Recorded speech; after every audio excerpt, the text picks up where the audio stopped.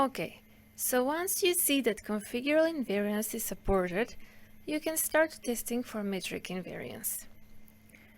What that means is that you're testing whether the items load equivalently or equally strong on the factors.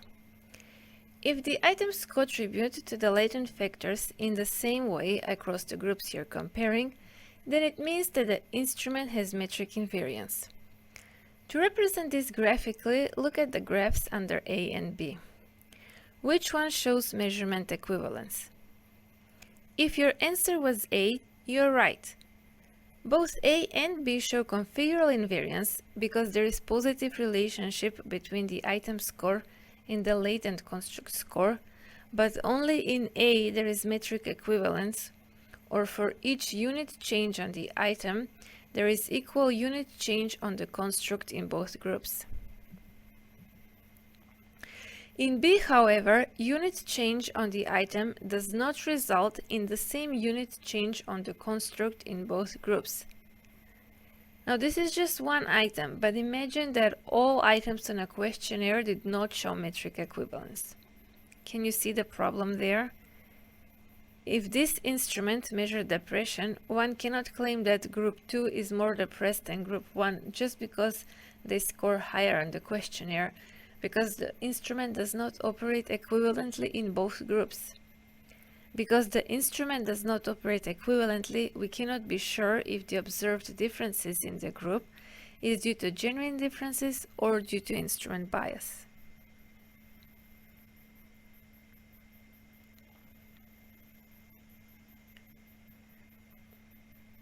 So how to test for metric invariance in AMOS? Remember that metric invariance is present if the relationship between the item and the construct is the same in both groups. So think parallel lines. If the lines are parallel, then you have metric invariance. And for the lines to be parallel, that means that the regression coefficients need to be the same for both groups.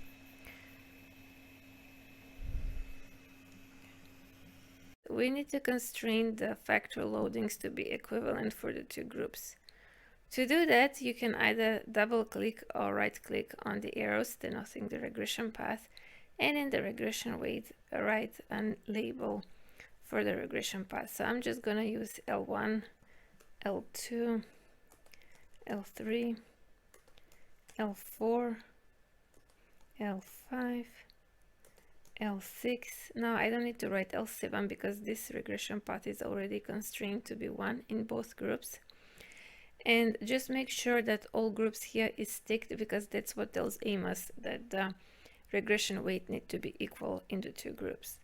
And I'm just going to continue now with L7, L8 and L9. After I have labeled the regression weight, I'm going to click on calculate estimates and request the output, and go to model fit and look at the chi-square, the comparative fit index, Tucker-Lewis index, and the root mean square error of approximation, and I'm going to transfer these values in my table. Let's do that.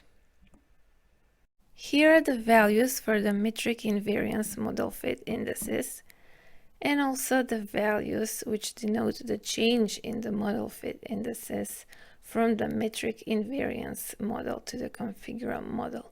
So we're looking at the absolute change. We don't care whether the model fit improves or worsens.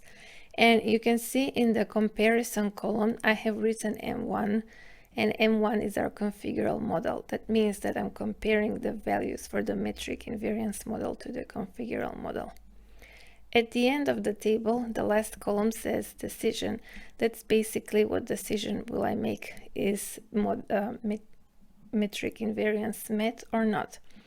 In this case, all the change in the model fit indices indicate that there is invariance or equivalence, so equivalence is met. So now we can continue with testing for scalar invariance.